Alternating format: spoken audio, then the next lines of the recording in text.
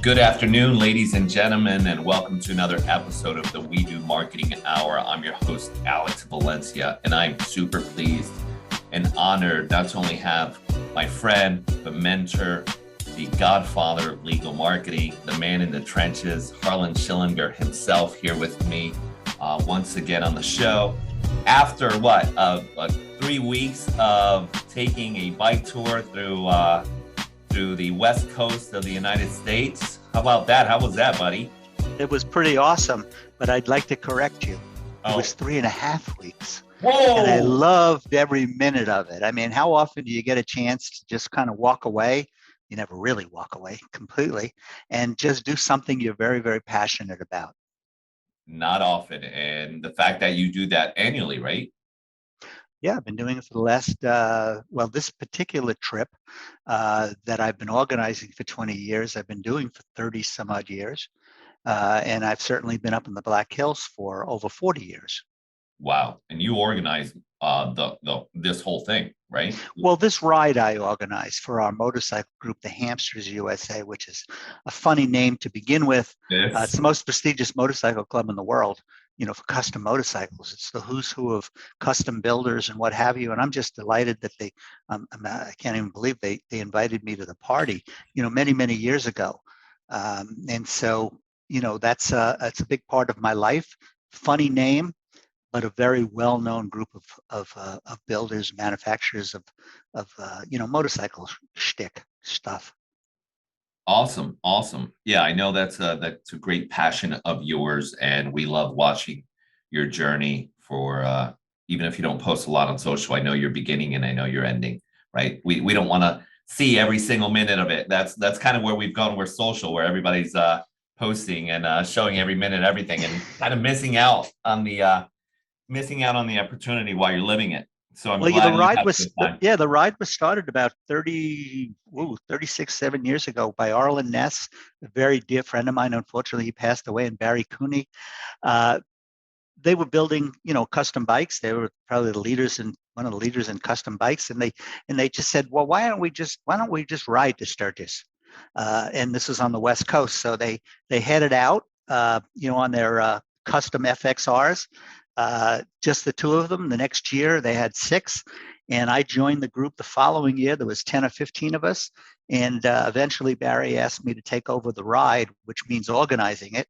The stops, we got a little more sophisticated over the years. You had a truck following us sometimes with some luggage. So the purpose of the whole event was you do something.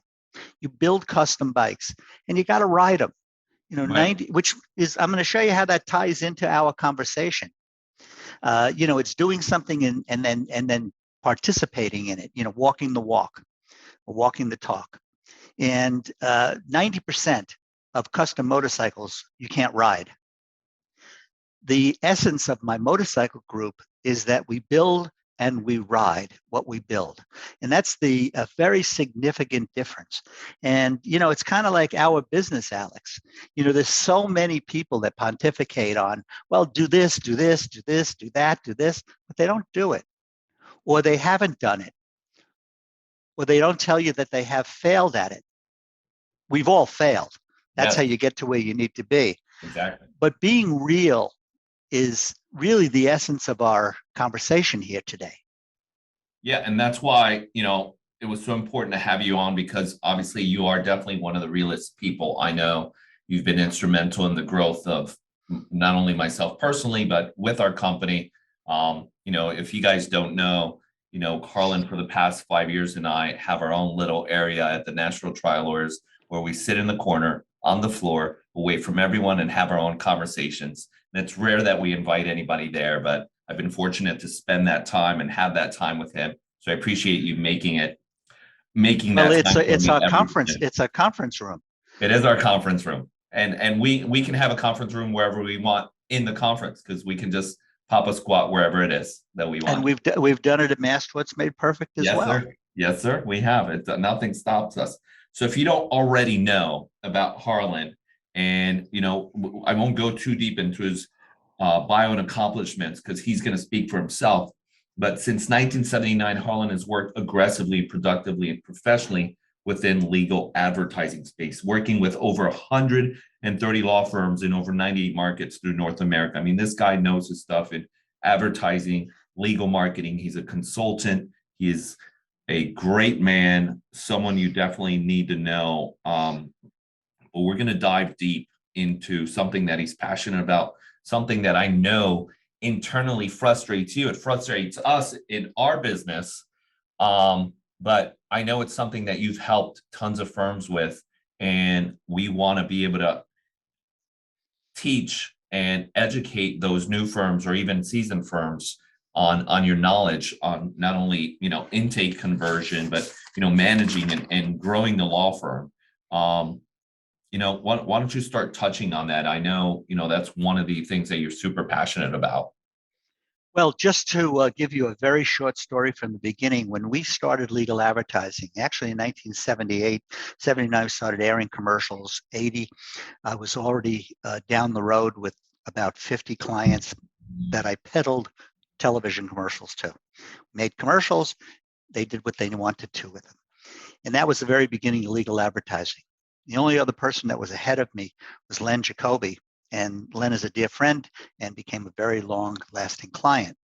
So the long and short of it is, no matter what we did, the phone rang. I merged my energy and my business with Norton Fricke, a lawyer in Denver, in 1984. No matter what Norton did, who began network affiliates, we couldn't get out of the way of business. If you dropped calls, you didn't call people back, whatever it was. I mean, you just had a barrage of new clients coming at you on every television commercial that was aired. And that's a fact. And that was not only for Norton and the people I worked with, but anybody that started legal advertising in the 80s. In the 90s, got a little bit more competitive, and agencies started to pop up. And in 2000, the world woke up to legal advertising, and there was approximately in 2000 about 1,500 people on television, lawyers on TV, approximately. So with that brought competition for the case, competition for the client, competition amongst agencies, striving to grow their advertising business, for lawyers. And things really started to change. About 15 years ago, my clients came to me and said, Harlan, give me more leads. I said, well, what'd you do with the last ones? Well, they weren't any good. And that really stuck in my head. I've been in the advertising world all of my life, since 1975. And I had one of the most phenomenal mentors, a gentleman named Bill Meiskens. He was the executive creative director of J. Walter Thompson. He came up with the original idea of us getting into legal syndication commercials. Anyway, to try to end a long story, I took note and I said, wait a minute, that can't be. You can't generate all those calls and then being dropped or not turning into anything. And if they are nothing, then you should fire me. So I started to listen in on phone calls. I started to record telephone calls. This is 12, 14, 15 years ago. And what I discovered is that intake is absolutely the biggest hole in a law firm's bucket. And it still is today. And we'll get into how to make money at it and how to overcome that. But the truth of the matter is, if you don't, if you think that your intake is good, you're mistaken. When I say good, it's getting calls, of course, getting calls that you can convert, viable personal injury cases. That's one aspect of it. But converting that into a contract, into a fee agreement. And that's where the biggest opportunity is, because you've already spent your money to make the phone ring. So I got more and more focused. I got more and more frustrated. I looked around for software. My dear friend, who is still really great friends, Chris O'Brien, came up with Captora. Excellent system, loved it, still recommend it at times. A little cumbersome. We'll get into that. And I certainly tried to push as many of my clients there. At the same time, I was looking for software, and my great friend, Eric Kaufman, was able to develop, and he's the genius behind a product called Lead Docket. Myself, Eric Kaufman, and Dino Colombo, a lawyer, got together. We built this company. Eric is the backbone the brains of the operation, because he came up with truly the best piece of software that's out there. And I'm not saying that, I just said it, but I'm not saying it because the experts have said it, because it's easy to use, so people use it. It's unbelievably intuitive. It's comprehensive. It's really designed by a marketer and a lawyer and a great software maker. So that's the short version of my passion. What I discovered with intake and conversion is how big, Alex, that hole is. Look, I've never met a lawyer that said I didn't get everything that I wanted, or I get 94% of what I wanted. But when you start listening to phone calls, number one, I call that demonstrative evidence. You want to get a lawyer's attention, have them listen to a phone call. They don't do it. Nope. When they do it, they're shocked. And not everything is bad, by the way. No. Because we're in a funny business. There is no ceiling on how much money you can make in the personal injury arena as a lawyer. You don't have to be a good lawyer. You don't have to, most guys aren't even good people. Yet they make an exorbitant amount of money because of the structure of of personal injury. I resent that. I don't support that. To do business with me, you have to sign an agreement that you retake the oath of office that you took when you became a lawyer. Just read it. If you do that, you'll make a fortune. You have to let me record your telephone calls, and you have to have a piece of CRM software so that we're dealing with facts and not emotion. Right.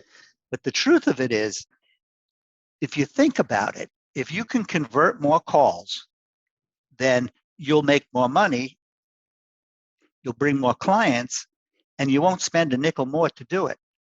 So that is really an amazing part of this conversation, because we're talking about increases of a minimum of 25% to 45%. And this is a fact. Talk to anybody that's been involved with this type of thinking in today's marketplace.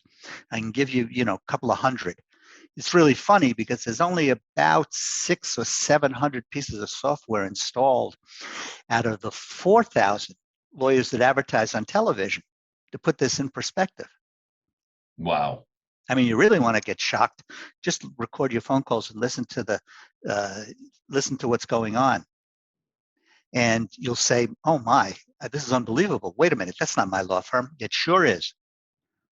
From lack of empathy to lack of understanding, lack of gathering of information, most of all empathy. And then how do you close when the call comes in? And do you mind, and I know we have a schedule, but after listening to a couple of your podcasts, empathy was a huge one. And the ones that follow are obviously all important. Can we talk just a tiny bit about each one of those and what someone should be looking out for? And what the importance of that is? Well, the person that's calling a law firm on one of the worst days of their life, or the day after, or the day after that, or somebody calling a law firm on behalf of somebody who's in a serious accident, is the issue. I mean, how do you answer the telephone and talk to somebody that either lost their income, lost their car, lost their life, lost their leg? Almost 99% of all law firms answer the phone in a robotic way. They want to get information and they have a number of calls behind it. So they want to get off this call. All they want to do is, do you have a case? You have a case that I can have?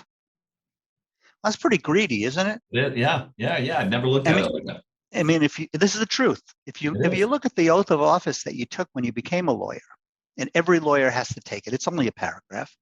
It says, I will do this, in a compassionate way. I will follow the Constitution of the United States, and so on and so forth. But what happens when the phone rings in somebody's office, they're so anxious to find out, do you have a case? Who are you? Where is it? What is it worth? What's in the back of their mind is, okay, what's the value and how much money am I going to make? Right. What is not done is compassion. What is not delivered is compassion. And the lawyers listening to this can say, oh, well, yeah, we have compassion. My intake people do this. They don't. For the majority being about 99%. You can test me on this. just simply saying, how are you? What is your problem? How may I help you? Not determine whether you're a good fit for them or they have a case. And you immediately want to get rid of what's in front of you. So you charge into the intake and you're asking, well, what's your address? What was the accident? What was this? What was that? What was this? There's no compassion in that. There's a way to get the information and be compassionate. But where I'm leading to is that what is really the difference, Alex, between one law firm and another? In my opinion, the difference, and many other people's opinions, the difference is how you are treated and how you feel when you talk to someone. You invited me on the podcast because we developed a friendship a number of years ago. I believe it's because you appreciated that I took time in your life, in my life, to spend time with you and treat you the way I wanted to be treated. Agreed. Definitely. Well, that doesn't happen in intake. Rarely does it happen in intake. Yet lawyers still make a great living. Most of them make a fortune. But let's get back to the client. There's no compassion there. There's no differentiation between you and the other firm. Right. You're a number on the call queue. Yeah, we did a test in a southern market. We called, I think, 9 or 11 of the competitors of this law firm. Well, I think 3 of them sounded a little bit compassionate, and they said, "Well, how are you feeling?" That was it. Most didn't say, "I'll call you back." They didn't. They left the conversation like it's, we're here. If you want us, come and get us. I mean, really? Right. Yet all of these firms do business. But the superstars in the world stand out and they separate themselves from everybody else. And I'm so darn passionate about this because it is such a huge opportunity. We're talking about millions of dollars a year to a law firm that is falling in front of them, falling on the ground. And that's my passion. But just sit back and think about it. Think about how your phone is answered. You may have the greatest people in the world, but if they're under pressure to ask the next call, if they're under pressure just to simply get the information, if they're under pressure and they are under pressure, Yeah. just to figure out, do I have a case that's good for me? Think about that. Yeah. Is that the brand that you want to have? Is that what you want to be known for? Is that going to get you down the road? No, not at all. That's like you said, you got to differentiate yourself. You got to make that difference in that person. And it makes sense too, right? Like if you're spending the right time with that person, that could be that potential case that you're just pushing away to get onto the next one that doesn't mean anything and you just lost one. So you can see how the numbers start adding up by not having the right empathy or compassion towards the right client. Well, you have to start with hiring the right person. I'm a real believer of hiring for personality and teaching tactics. You can't teach personality. And believe me, this is a sales job. It's a opportunity, but it is a people-to-people business. Yeah. And putting that right person in is not only a challenge, but a differentiation on you versus your competitors. So I think that kind of sums up where my passion is in touching on these pieces. It's logic. What do you want to be known for? Right. You want to be known for delivering the best possible service you can so people keep coming back. Well, that goes into brand. And the best case that you're ever going to get in your office, generally speaking, I have to leave a little bit open for chance, is a referred case. You'll be hard pressed to find somebody that's booked more media than been involved with booking more media than myself since 1975 and 79 in legal. 5 years ago, I retired from my agency. I got into a very focused and narrow consulting relationship with 7 to 8 special people around the country. I'm a consigliere to them, which means that we talk about everything. We work on each and every problem of the business, and at the end of the day, I keep my clients out of trouble, keep them focused, and show them how to make money, serious money. And I only will deal with serious people. Serious people have a commitment to their business, and they don't put their ego in front of their pocketbook. What do you think differentiates, like, let's get into like discussing what they could do differently. Obviously, we talked about having that empathy and compassion, but in addition to that, if you're hiring and you're bringing on these people, and you touched on this in another podcast, about hiring, working with someone like Jay Henderson, who was recently on my show, who's amazing.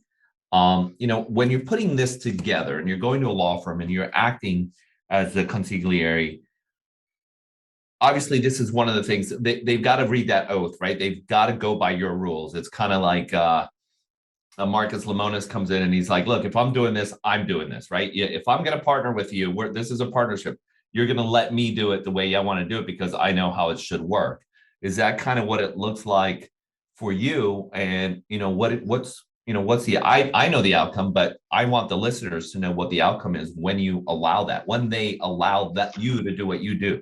Well, first of all, that sounds like a dictatorship, and I don't believe in dictatorships. I believe in partnerships. When you say I'm not going to take a client on unless they will record phone calls, have a CRM, read the oath of office, that's really not for me. That's for them. Right. If reading the oath of office and understanding it just allows you to know exactly who you're working for, which is the client. Having a CRM, how could you run a business without metrics? Right.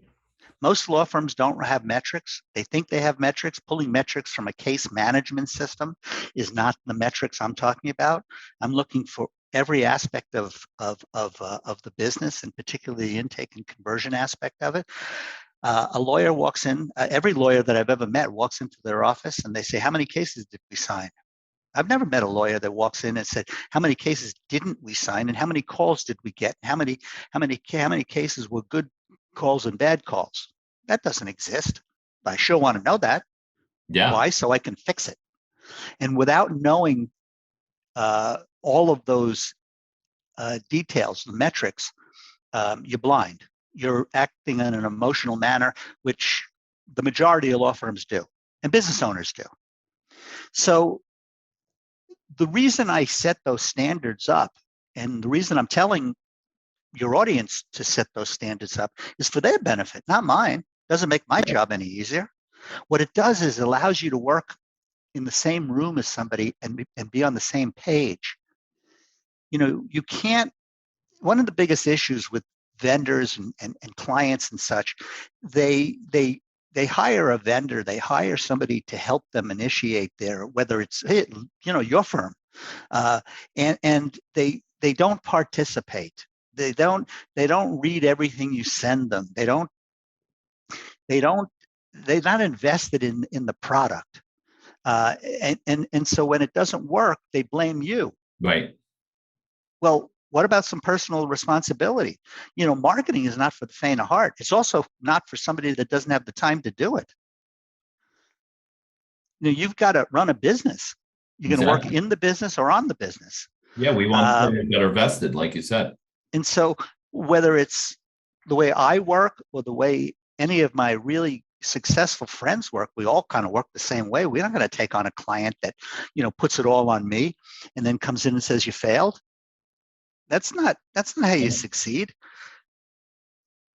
And it's not. You got to pay attention. You have to pay attention to your business. So all the things that I request my client or insist, however you want to say it, to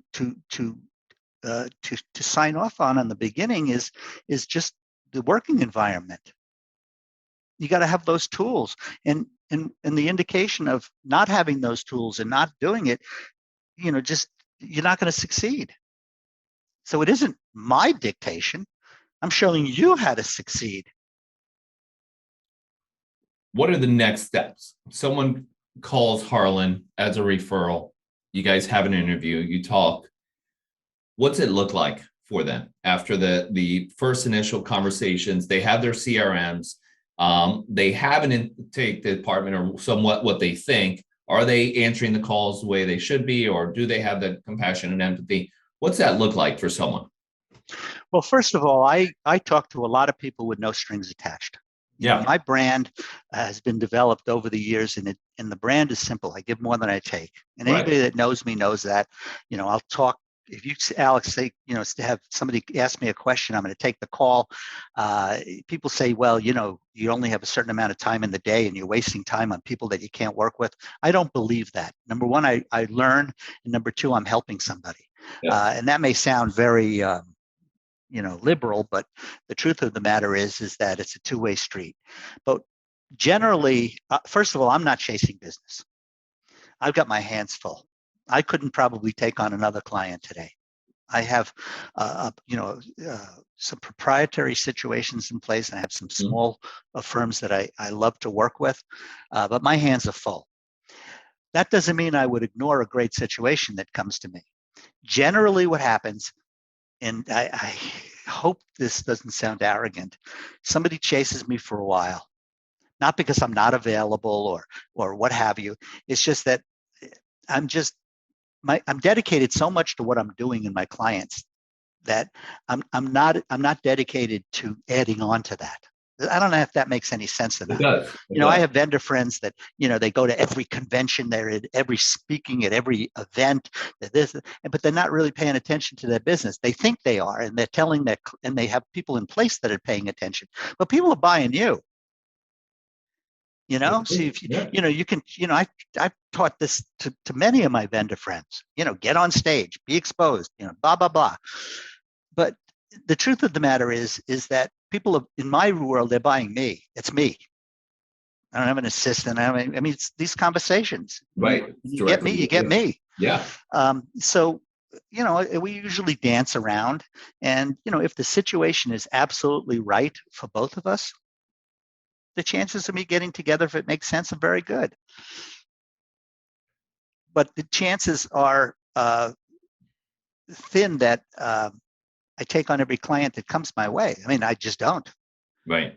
I mean, I get hit on, I guess, once a week, which is a lot, which is huge. I'm just amazed.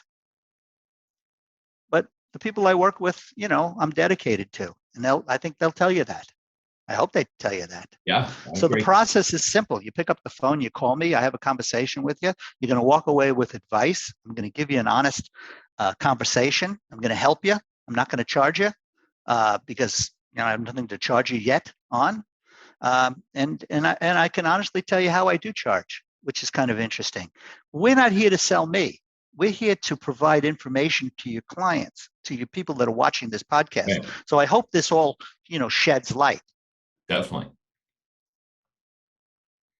Um, as far as growing, and this goes back to another podcast, and you touched on something so interesting, and I want you to dive deeper into it if you can.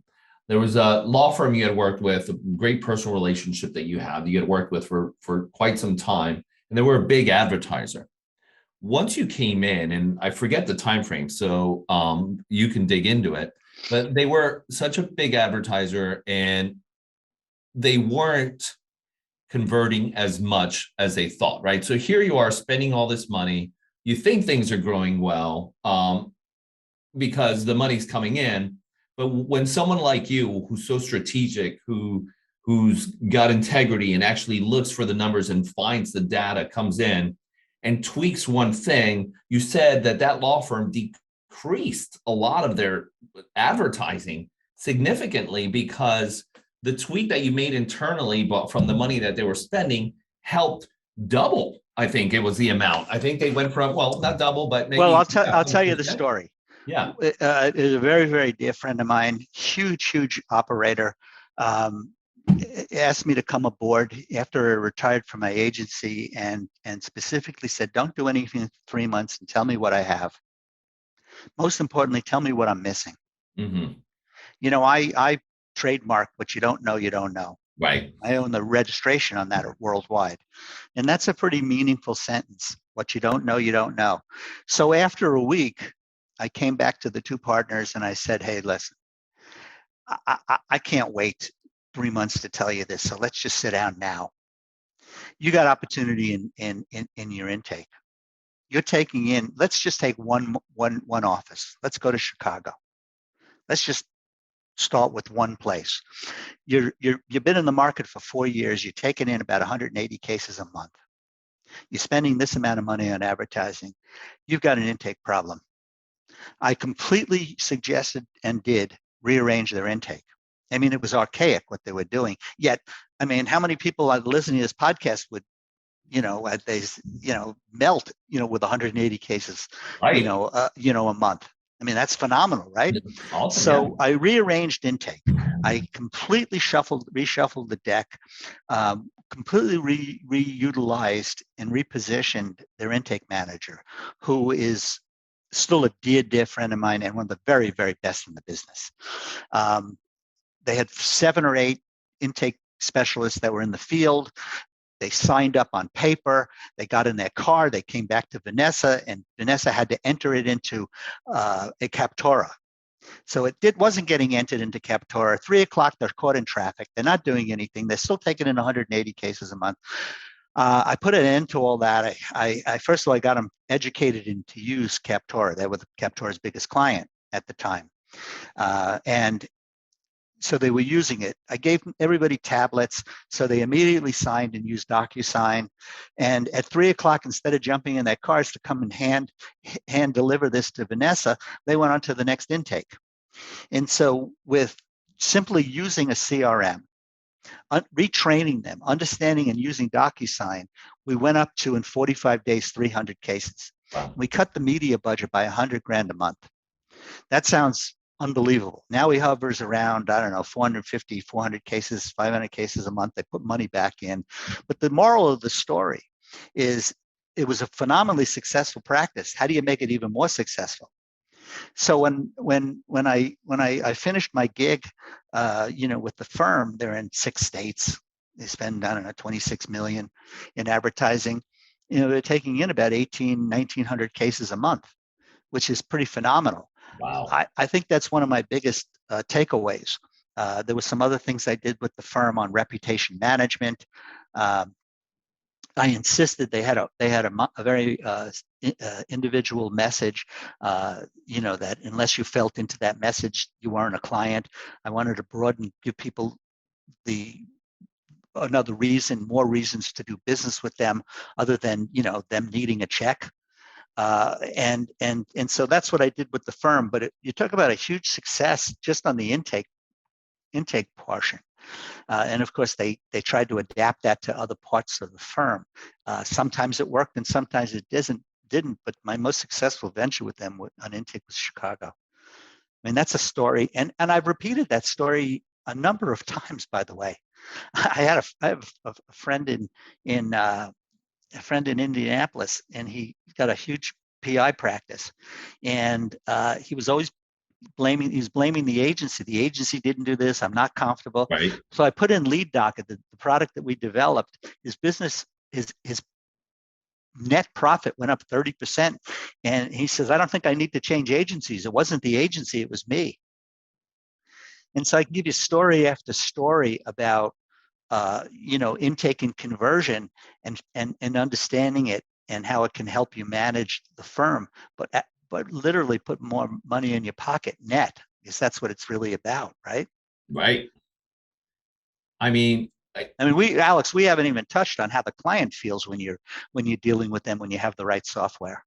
oh, for sure. Because you're touching on everything, but I want to go backwards a little bit, because if we just do a little average math on those small changes, and I know a lot of these, law firms or business owners that are listening, you save them $100,000 a month in advertising. So they reduced it by that much, and then increased by 220 cases, right, per month. That's on an average case volume, that's still 1.2 million a year, and then almost $1 million a month in extra income. Is that about right? Maybe on an average case? I'm not going to do the math now, but if you do the math, that's about right. Yeah. So I mean, like, You can take your own metrics. Hypothetically, you're a practice that's taking in 60 cases a month, hypothetically, which is a healthy, very healthy inventory, and you would simply increase it without spending one nickel more, 2%. What's the math? What if it's 10%? What if I picked up 5 cases? right. 5 extra. Yeah. I Now, mean, it where the changes. It arrogance changes. comes in, where the obstacle comes in, is the lawyer will say, "I get 94% of everybody that I want." They don't even know what they're missing, Right. and that's what I Um, mean by putting your ego in front of your pocketbook. right. And so I want to touch on something you talked about earlier. A lot of the people we talk about, or a lot of people we work with and colleagues and some of your clients or non-clients, one of the things that they never talk about it is failure. Um, how many of these people have started and you got them to where they needed to go and then failed at it after you left? Has that happened? They've dropped the ball, maybe intake dropped, something dropped, they got those numbers up to 300 and now they're Um, producing. What, anything like that go on? I would, well, in the 5 years since I retired or quit my agency, I have parted ways with 2 clients. One, I finished the job, and there was no other. I wasn't into continuing on another project with them. They're still incredibly successful. And the other is a small firm, a friend of mine that I just came in to do an evaluation and get them going on primarily on intake and some of their advertising. So I haven't really lost anybody, in the 5 years that I've been doing this. I guess I have a zero turnover, Right. which is I don't know how to humbly answer that. That's What I'm about just the trying to be as attorney? The the most what? law firms continue to stay on that track. You taught them, you went in, you gave them absolutely everything you Well, had. After you leave, do they stay on track? well, um, I don't believe that the big law firm that I finished my job with stayed on track, but they're hugely successful in spite of that. Mm-hmm. Um, I am not going to confide in the issue because it's not my style. Right. Uh, but I haven't really lost any clients, so I can't answer that question and say have they stayed on track. What I do with Oh, so people, they stay on. It's not yeah, temporary. Like when you're yeah, doing it, you're doing it. You continue yeah. No, managing. I only had I had I had an agreement for 4 years, and I Okay. did my job and moved on afterwards. And so, um, how do I answer this?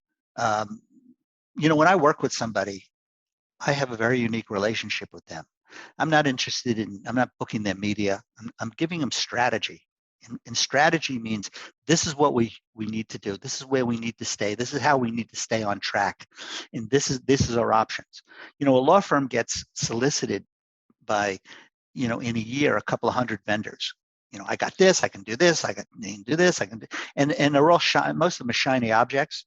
So I really help my clients stay out of trouble in every single aspect of the firm. Um, it's a very unique situation that I'm in. I don't know anybody that does what I do. Uh, I'm not saying it's rocket science. There's just a big void. There's nobody. I mean, who you gonna call? Who are you gonna bounce things off of? Who are you gonna, get to vet things? Who can really stop the bullshit that's coming at you, in a second and say, no, this is not kosher. No, we can't do this. Or this is your brand. This is what you need to do. This is how you build a brand. And so I'm a jack of somewhat all trades. I don't make my money booking airtime. I don't make my money, making television commercials.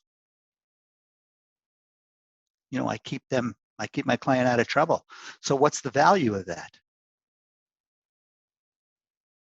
If I show my client how to make, 5 million extra dollars in a year or $1 million extra dollars in a year, what do you pay a man like me? Right. And so my fee structure is kind of interesting. You'll pay me what you think I'm worth. Very ballsy, but Very very ballsy. direct.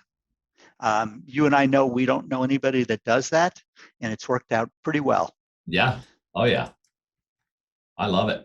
So, I mean, that's that I think I could sum that up. That's me. Let's talk a little bit about where what we can bring value to your listeners. In addition to the intake and conversion, I can't stop talking about it. I can talk about it for days and weeks and months. Alex, we're in some very changing times right now. We are. People talk about brand. How important is the brand? People talk about, well, private money coming into legal advertising. It's about to. It's coming in, going to come in through Arizona, California, Yes. Utah, and other markets. But the truth of it is the thing that's changed the most in legal advertising is not the law firm, it's the client and how they think and how many options they have and how they make a decision. So what I advise is you to fully understand, who you're attracting. And of course, every lawyer I've ever met, Alex, says, well, I want everybody. I don't have anybody that's injured. But that's really not how it works. No. I think you have to build a brand. You have to have core values. You have to know exactly who you are. And most importantly, you have to for the prospect to know exactly who you are and what you stand for. And that's brand. Brand is what people think of you when you're out of the room. Mm-hmm. But the climate change is on the way clients make decisions. Who makes decisions, how they make decisions, how they get information, and most importantly, what they think of you. For sure. It's not financially driven. Somebody that just had a wrongful death case or has a catastrophic injury or somebody that's lying in the hospital, right, isn't going to call you and say, how much is my case worth? No. I mean, seriously? No. They don't know if they're going to live or die. Right. They don't know if they're going to walk or talk. So if you put that in perspective, and you say, okay, how should I really deal with this person? Is he going to hire me because I'm the biggest lawyer and I got the biggest verdicts? Or are they going to hire you because you're going to help them? Right. It's because you're going to help. You humanize yourself. Getting that message across is important. I'm going to give your audience a tip. It's not a tip, it's my backbone. Everything I do, everything I suggest people do is to talk to the public the way you would a jury. When you're talking to a jury, you're humanizing yourself. You have to have credibility. You have to be liked. You have to be believed. And that's my backbone in advertising. You get what you ask for. My mentor taught me that. It's true. You get what you ask for. If I'm asking for a low-end case and I'm flashing dollars and you get what you ask for. If you're selling speed and greed, what do you think you're going to get? Yep. Somebody that wants speed and greed. Yep. Yeah, what you put out there. It's the same thing. I mean, I think that's a great metaphor for life. I had a phone call yesterday of a friend going through something that kept asking and putting out and saying, I wish I had more time to do this. I wish I had more time to do this. And then calling about my advice about losing a client. I'm like, well, you got what you asked for. Now you have more time to do for the other things that you were asking to do, right? Like they were taking up all your time, right? You asked exactly for it. You put it out there, and that's kind of where you're at. Now you have time to go out and do the things you really wanted to. You got rid of a pain in the butt client, and now you can do the things you wanted to do. Well, it's interesting. The name of your firm, company is We Do Web Content. I think it's very clear what you do. Yes, sir. And it's going, and that kind of goes into, that, and that's an amazing tip. I mean, the audience is going to love absolutely everything you're saying. We have such a huge legal following. Well, I also believe in the value of the case. The value of the case is everything. Now I have friends that taken, hundreds of cases a month, 1,500, 2,000 cases a month. But what's the value of it? And that's one way of running your operation. Right. And then I have friends that have very small practices, that take in 10 cases a month or 20 cases a month, but they make a hell of a lot more money than the guy's taking in that's Right. taking in 1,000 cases a month. So it all depends. I have a friend in Michigan, a dear friend in Michigan, that takes in about 175, 190,000 million, in fees a year. He has Wow. 150 people in one location.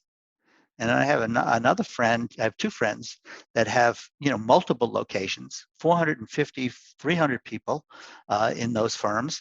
And they're spending 27, 24 million in that range on advertising. So they're taking in hundreds and hundreds of more cases a month, but the value is so much lower and the overhead is so much bigger. Who's making more money? Well, they're all making a They're all lot of making money. They're all money making over 10 million a year in their pocket. But there's a significant difference in the guy in Detroit. because of He's the got type control 3. of his overhead and the value of the cases are higher. Just a different mentality, a different way of And do you think operating. that ties down to what he's putting out there to drive the right customers? Absolutely. Yep. Absolutely. Look, advertising works. Shitty advertising, good advertising, Yeah, they mediocre all. advertising. It's the message. And I'll get back to the jury. When you're asking a jury for $5 million, I mean, do you walk? I mean, what do? Do you do a circus act? Yeah, it's what you're putting out there. Exactly. Definitely not. You have to be credible for a jury to give you that kind of money. And so you have to show credibility. You have to show facts. You have to show that you deserve it. In the trucking business, it's kind of interesting. There's about 50 or so really super qualified, certified trucking lawyers. I mean, super qualified. Right. But every lawyer on the planet wants a trucking case. Oh, yeah. So all the lawyers that advertise, they make a trucking commercial. We get trucking cases. We do this, we do that, we do that. And they take in a few cases a year. And you need 1 or 2 or 3 trucking cases to make make your year, right? I can share a situation where a friend and a gentleman that I work with takes in 33 cases a month, Mm-hmm. or 10 cases a month, or 50, and less than $1 million budget. So how do they do that? It's all the messaging. It's telling the story. It's talking again to the public the way you would a jury. Alex, you're very serious, about a case. Let's say you have a very difficult case. Don't underestimate how somebody's going to find a lawyer. Generally speaking, they'll ask a friend. Well, that Mm-hmm. friend says, well, here, call my lawyer. Well, my lawyer may be a real estate guy. Well, my lawyer may be a family lawyer. The lawyer be a guy that does car accidents. But dealing with a truck accident is usually catastrophic and comprehensive. I mean, do you really think that I'll tell you what happens almost all the time? Okay, a lawyer an ardent lawyer advertised for trucking. They get the case, they sign the case up, and it immediately gets shipped out to a trucking lawyer because they have the resources, the knowledge, the understanding, the money, to handle it. Yep. They move it around. They move it around. Well, Harlan, this has been awesome, awesome, awesome. I want to see before we run into I have a couple rapid fire questions. Before that, what are 2 takeaways that people must know from this conversation? You must manage your practice with metrics. You must have the right software to manage your practice, and so that it can tell you what you don't know. We 2 years ago merged our lead docket program with FileVine. They have done a phenomenally great job at continuing and growing the product. Whether you use lead docket or something else, use something. And I've seen the demo for a couple of clients. I love it. The interaction, everything that it notates, the metrics, um, so user friendly. I appreciate you scheduling that for me. So that was excellent. In our changing times right now, with everything that's happening in advertising and marketing, if you were speaking to someone on what verticals they should be working in, like what are the top 5 things a law firm should be doing with their advertising and marketing? Well, I think the foundation is your web presence. No matter what you do in advertising, television, radio, hanging from a tree, like a monkey, uh, people are going to go to your website. And so you better be buttoned up with your website visually, mechanically, and so on. That's the absolute foundation. Without that, I think you're pissing in the wind. Yes. And then I would choose exactly what kind of cases do I want to practice on, practice with. And then you choose the venue that goes after those cases in the most productive manner. And that kind of falls into the advertiser that says, well, I want trucking cases, so I'll just advertise for trucking. I'm convinced that there's a tremendous market in Spanish, but I'm also convinced that I haven't met a gringo that understands it. Right. And so I think that you deal in order of priority. So I'd solidify my practice. I'd also make an absolute commitment to working on your business, not in your business, and being a rainmaker. Excellent. And I have to agree with you on the Spanish. We've been producing Spanish content for people for about 3 years, and there is a great way to capture those people with the right web presence, if the attorney understands the importance of that. I am absolutely convinced that I'll use it, a gringo firm doesn't understand it because they can't read the language. They don't understand the nuances. They don't understand the search words. They're just doing what everybody else does. I'm not saying that to be negative. I'm saying that to be positive. Seek out the best in each area. Don't put all your eggs in one basket. Seek out the Exactly. best web person, the best intake people, the best television people. Television is still a huge, huge part, an opportunity. It absolutely works. You got to figure out how to make it all work together. Yep. And my tip is you get what you ask for. Look, I'd be happy to, to share more with, with your audience. And we've only touched on a few things. Yeah, and we can definitely have a part two, because you're a wealth of information and knowledge, and we can really dive deep into all of these. I mean, we can really get into intake and really teach on it. I know you can for sure. Well, I'm married to 2 people. My wife, my partner, Patty, is who I'm married to. But when I take on a client, I'm married to that client. I'm not married to the vendor. I'm not married to anything other than the client's success. Yep. Which means I'm not putting anything in front of that. And I know that hands-on because we've been the vendor on the other side of that, and we know exactly how you manage that, and we completely appreciate it. Alex, not every deal that you and I have been in has worked out. And there's a lot of reasons. And some of it's my clients, some of it's you, some of it's me. Yep.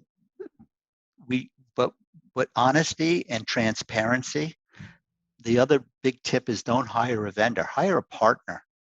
Be in partnership with that resource. Mm-hmm. And you got to work just as hard as the vendor. They're going to do the heavy lifting, but you have to participate. The majority of people that hire a vendor, they hire the vendor, they tell them what to do, they tell them what they want, they don't communicate with the vendor, and then they are disappointed, so they fire them. Exactly. Fire that person. I mean, really? I mean, who made the poor choice? Right. Did the vendor just not do the job? Well, the vendor didn't communicate with you, but the vendor didn't make it important enough to say, unless I have access to you, when we talk every other week or in every situation, I'm not taking you on as a client. Yeah. That vendor is so eager to sign up for the client, but you got to be eager to sign up the right client, just like intake, with a law firm. It all works the same way. It's not exclusive. This is not an exclusive legal conversation. This goes to all kinds of marketing. Yeah, for sure. Everything. Well, thank you very much. I mean, this is awesome. Again, we could continue talking, but let's jump into some quick, fun, rapid fire questions. What makes you feel inspired or like your best self? That I follow my passion. If you could turn back time and talk to your 18-year-old self, what would you say? I would have paid more attention to my education. I barely got in school, barely got out. Um, I wasn't as focused. I didn't recognize a disability that I'm a huge advocate for. Mhm. I have dyslexia. So did Johnny Carson, and so did Albert Einstein. Yep. And I didn't really get that focused in my life until much later in life. I recognized it, but I really took action so that I could work with my disability. And also, on the personal side, I wish I made better decisions when I was younger. And my decision-making process has changed when I got older. Excellent. What is your best tip for making the world a better place? Give more than you take. I said that very easily. Yeah, you had it right there. I have to give credit to Patty, my partner. Uh, uh, there's two things that she says to me every morning. Be interested, not interesting, Harlan, and be kind. Love it. And believe me, I am working hard on both of those. Before I jump into the other ones, that made me think of something. And you and I must love the exact same book.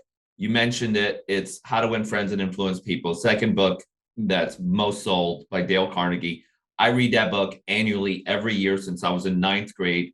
That it was, again, like you, I was horrible at school, but one of the things I did take with me was that book given to me by my economics teacher. And I've picked it up every year since then. And those are definitely one of the ideals in that book is um, definitely be interested more than you are interesting, and maybe not in those words, but definitely in that. Well, actually, those are his words. Are they his words? And he published it, I think, about 90 years ago. It is the Bible Yeah. of self-help. Mhm. Almost everybody that has come, whether it's a Tony Robbins or Yep. Coventry, They come after it. he was the He was the it, for king of sure. that. He was the guy, and it is the second most published book in the world next to the Bible. I think that's what I too read it once a year. I listen to it actually Yeah. on my annual trek up to South Dakota in May. It's where our second home is, and that's where we spend the summers. And I hear something different every time I listen to it. So I've listened to it probably. I've read it or listened to it over 50 times, 48 times, Yeah. I think. Wow. I love it. One of my favorite books as well. What is an insult you've received that you're proud of? An insult that I received that That I'm you're proud proud of? of? Oh boy.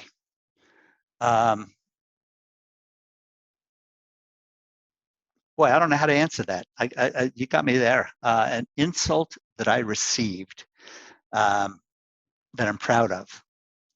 I got a really big nose. Okay. All right. If you could live anywhere in the world, where would it be? I can live anywhere in the world. We enjoy our time in South Dakota, Spearfish, South Dakota. I'm a resident, and that's my happy place. Yep. I love being on a beach, and the winters in Arizona aren't too bad. Nope, not. You live in some very awesome places. I've been to South Dakota and drove through where your home is, and absolutely amazing. If you could remove all barriers and constraints, what project would you do, and would you want to be known only by that project? I just completed being co-chairman of a charity for my motorcycle group.